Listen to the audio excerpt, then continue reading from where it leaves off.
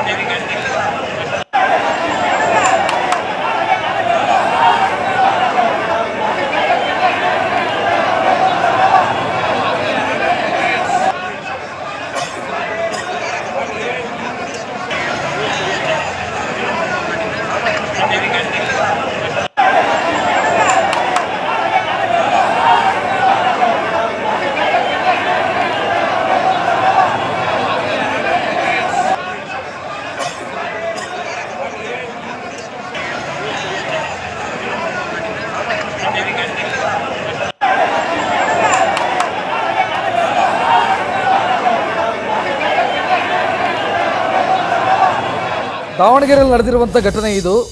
ರಾಮನ ಫ್ಲೆಕ್ಸ್ ತೆರವುಗೊಳಿಸಿದ್ರು ಅನ್ನೋ ಕಾರಣಕ್ಕಾಗಿ ಗಲಾಟೆಯಾಗಿ ಕೊನೆಗೆ ದಾವಣಗೆರೆ ಮಹಾನಗರ ಪಾಲಿಕೆಗೆ ಮುತ್ತಿಗೆ ಹಾಕುವಂಥ ಪ್ರಯತ್ನ ಆಯಿತು. ಈ ವೇಳೆ ಪೊಲೀಸರ ಜೊತೆಗೆ ಜಗಳ ಆಡಿದ್ದಾರೆ, ಗಲಾಟೆ ಮಾಡಿದ್ದಾರೆ.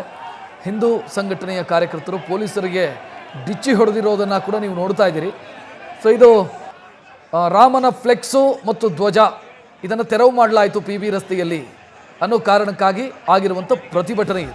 ಪ್ರತಿಭಟನೆಯ ಸಂದರ್ಭದಲ್ಲಿ ಪೊಲೀಸರ ಜೊತೆಗೂ ಕೂಡ ವಾಗ್ವಾದ ಗಲಾಟೆ ಆಗಿದೆ. ಹೆಚ್ಚಿನ ಡೀಟೇಲ್ ನೀಡೋದಕ್ಕೆ ನಮ್ಮ ಪ್ರತಿನಿಧಿ ಮಹದೇವ್ ಫೋನ್ ಸಂಪರ್ಕದಲ್ಲಿ.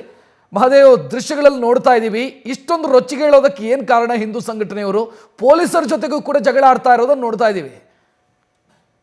ರಕ್ಷತ್, ಏನು ನಿನ್ನೆ ಕೂಡ ಅಯೋಧ್ಯೆ ರಾಮ ಮಂದಿರ ಉದ್ಘಾಟನೆ ಆಗಿತ್ತು. ಅಲ್ಲಿ ದೇಶಾದ್ಯಂತ ಸಾಕಷ್ಟು ಕಡೆ ಫ್ಲೆಕ್ಸ್ ಹಾಕಿದ್ರು. ಅದೇ ರೀತಿ ದಾವಣಗೆರೆಯಲ್ಲೂ ಕೂಡ ನಗರದ ಮೂಲೆಗೂ ಕೂಡ ರಾಮನ ಫ್ಲೆಕ್ಸ್ ಅನ್ನ ಹಾಕಲಾಗಿತ್ತು, ಹನುಮಾನನ ಫ್ಲೆಕ್ಸ್ ಅನ್ನ ಹಾಕಲಾಗಿತ್ತು.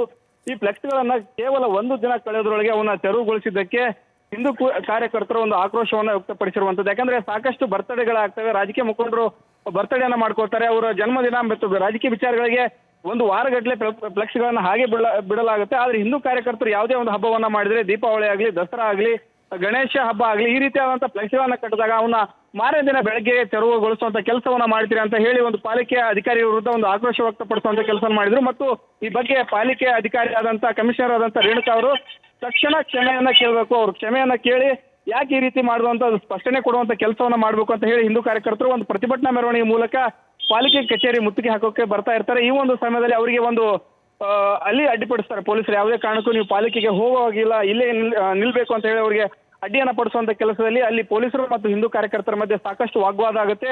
ಅದು ತೀವ್ರ ಸ್ವರೂಪ ಪಡೆದುಕೊಳ್ಳುತ್ತೆ. ಪೊಲೀಸರು ಅವ್ರನ್ನ ಮುಂದೆ ಬಿಡೋಕೆ ರೆಡಿ ಇರೋದಿಲ್ಲ, ಯಾಕಂದ್ರೆ ಪಾಲಿಕೆ ಮುತ್ತಿಗೆಯನ್ನ ಹಾಕ್ತಾರೆ ಅಂತ ಹೇಳಿ. ಹೀಗಾಗಿ ಇದರಿಂದ ರೊಚ್ಚಿಗೆದಂತ ಹಿಂದೂ ಕಾರ್ಯಕರ್ತರು ಅವರನ್ನ ಕೂಡ ತಳ್ಳಿ ನೂಕೊಂಡು ಬಂದು ಪಾಲಿಕೆ ಕಚೇರಿಗೆ ಒಂದು ಮುತ್ತಿಗೆಯನ್ನು ಹಾಕ್ತಾರೆ. ಅಲ್ಲೇ ಕೂಡ ನೀವು ಪಾಲಿಕೆಯಿಂದ ತೆರವನ್ನಗೊಳಿಸಿದ ಏನು ರಾಮನ ಫ್ಲೆಕ್ಸ್ ಅನ್ನು ತೆರವುಗೊಳಿಸಿದೆ, ಅದೇ ರಾಮನ ಫ್ಲೆಕ್ಸ್ ಅನ್ನ ಮತ್ತು ಕೇಸರಿ ಧ್ವಜವನ್ನ ನಾವು ಪಾಲಿಕೆಗೆ ಕಟ್ತೀವಿ ಅಂತ ಹೇಳಿ ಪಾಲಿಕೆಗೆ ಕೂಡ ಕಟ್ಟಿರುವಂತದ್ದು.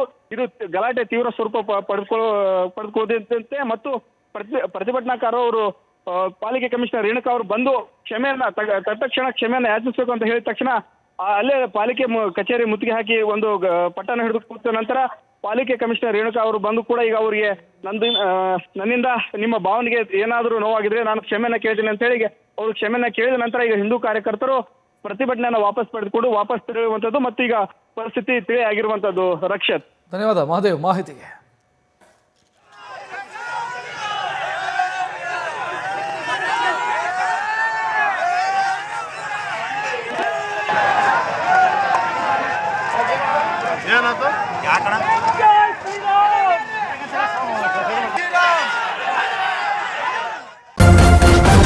ನ್ಯೂಸ್ ಫಸ್ಟ್ ನಿರ್ಭೀತಿಯಿಂದ ನಿಮ್ಮ ಪರವಾಗಿ.